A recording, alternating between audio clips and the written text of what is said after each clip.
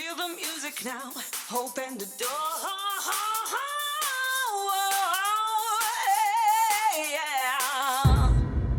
Hi, I'm Willa Wirth, and today I'm going to show you how to make the double infinity necklace, one of my absolute most favorite designs to make.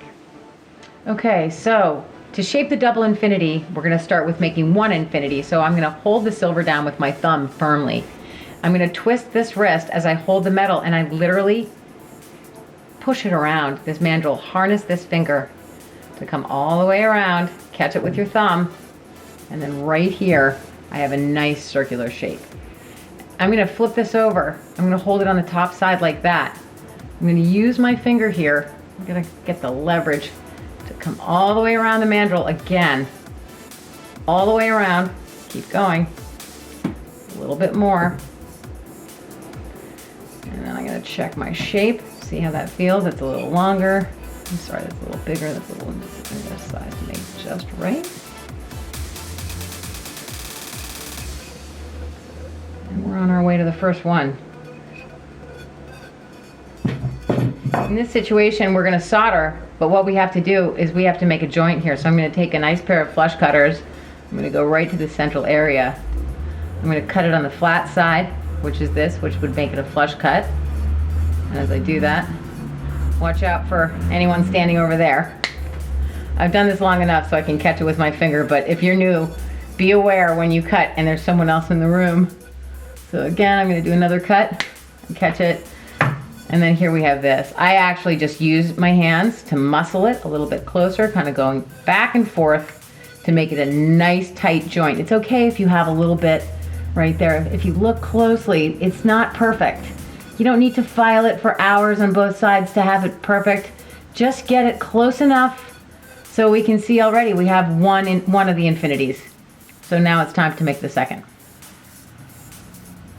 Okay, so now we're going to solder the double infinities. So the first step is the torch. So just a real quick tip on the torch, no pun intended. Right here, right where I have my little tongs, this is the hottest part of the torch. See how you can hear it? That means turn it down. So watch what happens. Now you can hear that sound. It's just oh so slight. It's like a steady wind flow. That's what you want. Now, you're not going to get any effective soldering happening. You will heat things up, but don't have your torch here. You want it right here, right at the end of the tip. This is where it's the hottest ever. When you get it in there, it's a total mess. I don't recommend that. So now the next thing we're going to do is take this torch and we're going to heat the sterling. Now keep in mind, sterling heats centrally rather than locally, which means when you're heating your piece of silver, you're going to heat all of it. And then you're going to bring the torch in, which I'm going to show you, right into where the joint is. Now let's watch me do exactly what I'm explaining. So here we go. I call it the dance with the torch. So I'm taking a little bit of flux here, which what that is, I spray it right on. Flux will lubricate the solder and have it flow nice and evenly. Now I'm tuning my torch down a little bit, because as I've heated it centrally, I'm going to bring it right into this spot. I'm going to hand feed. Look at that happen. Boom. Done. It's quick, it's fast, and let me tell you, you got to pull the torch away very quickly, and then we're done with this one infinity. Boom. Okay, so now we have two double infinities soldered. Let's quench them. The second you put them in there, you can literally touch them with your hand. Okay, so as you can see, once I get it in the water, which is quench it, and it comes out, you can see right here on both the both the infinities, you have this little bit of discoloration. That's called fire scale. And I'm going to skip this step but explain it to you. And what it is, we then put this in a pot that's submerged. We call it pickle, but it's acid. It's 1 part acid and 10 parts water, and we keep it at about 120 to a little higher than that, and that will take the fire scale off. And when you do that, what it's going to look like is that. Okay, so now I just want to make the infinity perfectly round on both sides, because when you're doing this handwork, one side inevitably is going to be bigger than the other. So a trick that I've come up with is using 2 exact mandrels going the opposite direction. So in order to do that, we put this baby right on there. Now, if we were to go side by side, we could kind of get a sense of who's higher and lower, right? So this one's lower, that one's higher. So the way I fix this, correct it, I stick this one through, right? I open it up a little bit like that, get a little give, push this baby down, pull this one up. I worked a little bit with my hands, and then I tighten it like that. Kind of test it a little bit. We're happy with that. And with that said, let's take a look at it. And it's a nice, perfect infinity. So, other side real quick. Test it out, open it up. Tighten it. Perfect. So now I have two perfectly round infinities, and the next process is forging, which I'm gonna hammer the edges.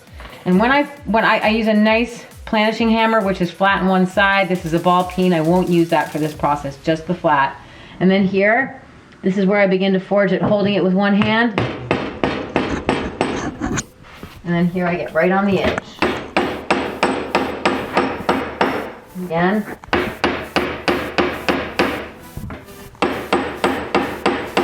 Notice that I'm not just hammering all in one spot. I'm going from one side and then to the other side. It's kind of like stretching a screen. You have to go from one side to the other side, to the one side to the other side. So it has an equal way to move. When you hammer silver, it's going to go in one direction. When you hammer it, it's going to go in the other direction. So you're in control of where that silver is going to go.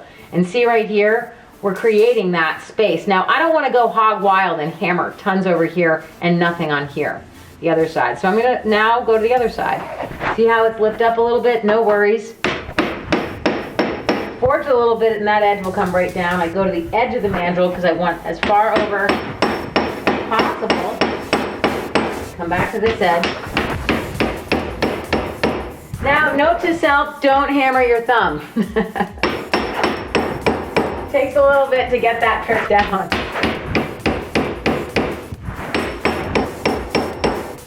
See how I'm going from one side to the next. Let's look at our other side.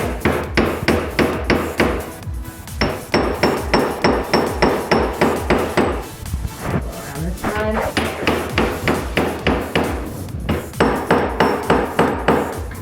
So, better look at it. You know, you can see where it needs a little more hammering has to happen there. They were spreading nice and even over there. So this is what you look out for, and you just kind of, it's the process of elimination through your eyes. I don't use a ruler. I think that takes too much time. In general, just use your own perception of what looks balanced. And to me, that's enough. Okay, let's give this baby some life. So again, we're going to heat the whole piece centrally rather than locally. Eventually we're going to localize it, but let's go all around. Let's spray it with a little bit of flux. Again, that's going to make that solder melt nice and evenly and really flow. So as you can tell, it doesn't take long to heat it up. I'm going to get right in there. Right in there. Boom. That's it. That's it. We're there.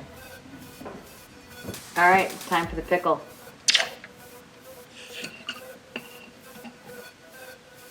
Like that.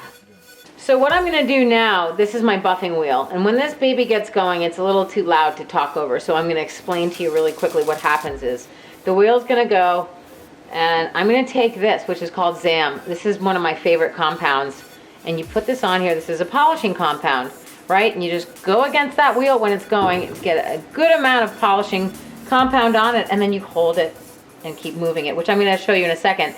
And what this is going to do, it's basically taking a little bit of silver off the surface to make it high polish. So let me show you now.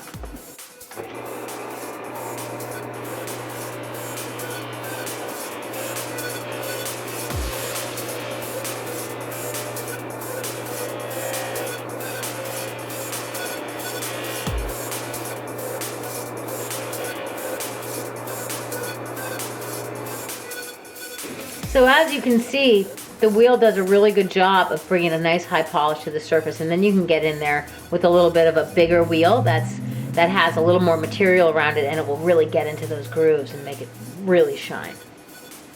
Okay, so now as you can see after polishing it, I kind of lifted up some of the pieces so I could really get in there. So now I'm going to forge them out with a rawhide hammer. So this is rawhide, and the purpose of that is when I hammer it onto the metal, it's not going to change anything on that surface, which is very important because I want to keep that exact beautiful textured or their lack of just very shiny surface slightly forged. So I'm going to go to the edge here and I'm just going to hammer it.